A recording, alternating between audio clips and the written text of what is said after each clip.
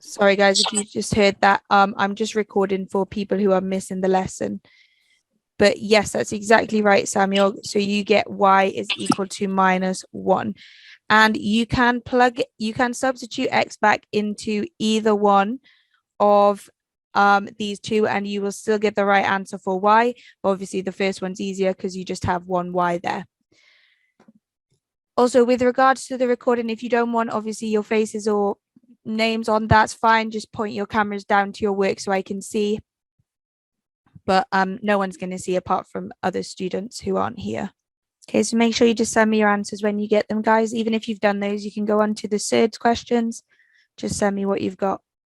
Okay, so for B then, again, we have 1, y is 5x minus 1, and then we have this other equation.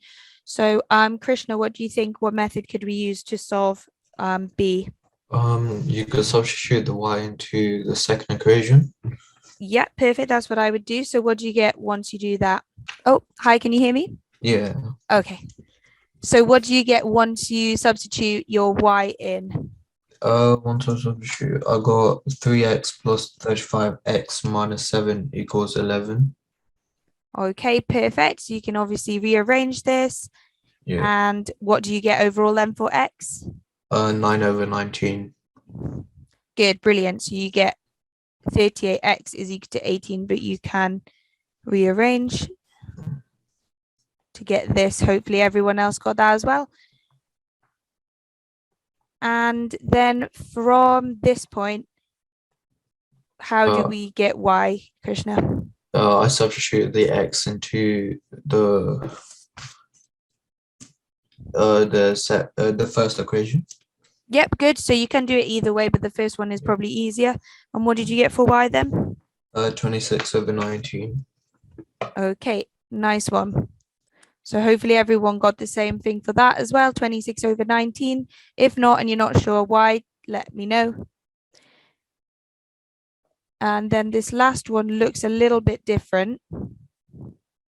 So Sarah, what do you think? Instead of substituting in, what do you reckon we can do to solve the part C?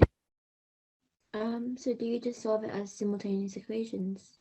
Yep, I think that would be the best way. So write them on top of each other, usually, well done, and then either eliminate x or y. And send me what you get as your point of intersection, please, guys. So we'll go through these quite quickly now because these are just warm-up ones. So Snegda, what did you get for part C, please? 7/3. 7/3, brilliant. So you write them as simultaneous equations, and then you can either eliminate the x's or the y's first, and then you substitute back in. So the point should be 7/3. So I'll just write the answer down because I think you guys are all able to do it. And if you have any questions, you can obviously message me. And what about for our first third one? Krishna, how did you go about simplifying this at first? So I tried to find the multiples that I could simplify down to. Good. So I found out root 16 and 5 were a thing. So I since 16 is a square root of 4, it would simplify down to 4√5. Brilliant. Well done, Krishna. That's good. And then we leave it like that. So it's always useful to find a square number that goes into it first. So Sarah, what about 200? Can you think of a square number that could go into that we could break it down into? So it would be, I think, 102. So square root of 100 and square root of 2, which would just be 10√2. Good. Well done. Brilliant. And what about finally, Samuel, for the third one? I did root 25 times root 5, which is equal to 5√5. Good. Well done. Okay, so those ones are nice because there was square numbers in them all. And then finally, quickly, just write. So we want y to be the subject. That just means y equals whatever you get. I give you 2 more minutes and then we'll just go through.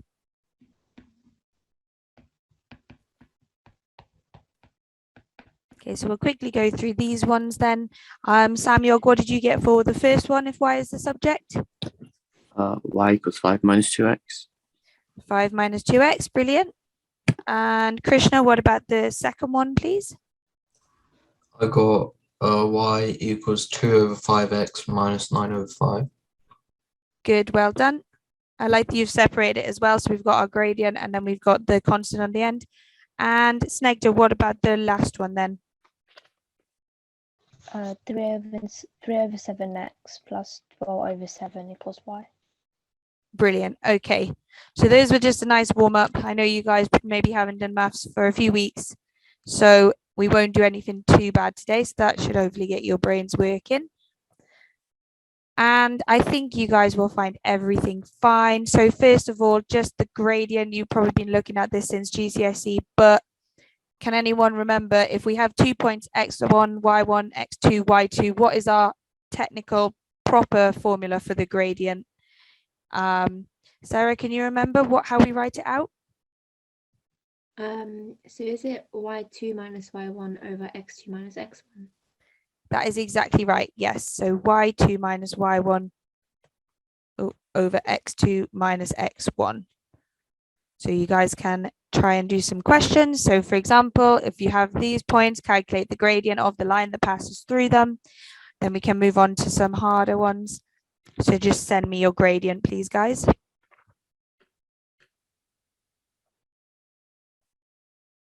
It doesn't matter which point as well as the x1, y1, x2, y2. As long as you're consistent. Okay, so Snegda, what did you get as your answer for this one? 1/3. Okay, nice. So it doesn't matter which way around you do it. So 7 take away 5 over minus 2 take away 4. So that's minus 1/3. Okay, hopefully everyone got the same thing. We won't do loads of these because I know you guys can do it. So this one, slightly harder, maybe more what you'd get in an exam. This time it says the line joining these two has a gradient of -1. You need to work out A. So again, just remember your equation. And you know it's equal to -1. So send me what you get for A, please, guys. We'll quickly go through these and get on some harder ones. Okay, good. So Krishna, what did you get for, well, how did you work out A, first of all? So I did a minus, so plus 5, a plus 5 over Good. 4 minus 2 equals -1. Good. And then I times 4 minus 2 on the other side, which gave me -4 plus 2. So I added them to get -2. So a plus 5 equals -2. Good, well done. And then I minus 5 on both sides, so a equals -7. Okay, very well done. Hopefully everyone got the same thing there as well. So these are just some nice warm-up ones for you guys to recap these formulas. Oh. And we got the right answer, so that's always good. Okay, so there's two ways you can write your gradient equations. I won't go through too much because there's not very many questions, but just so you know, they could either ask you to write it in a straight line form or like this. Okay, so some questions you'll be asked to find what A, B, and C are, so we'll do some of those now. For example, this is an exam question. So a line L cuts the x-axis at this point and the y-axis at this point. First one is nice and easy. Find the gradient of the line. And secondly, you need to write in this form. So when they ask you questions like this, make sure you read the form because a lot of people lose marks by not reading how they want your answer properly. So you can send me your gradient up first and then try and write it in the right form.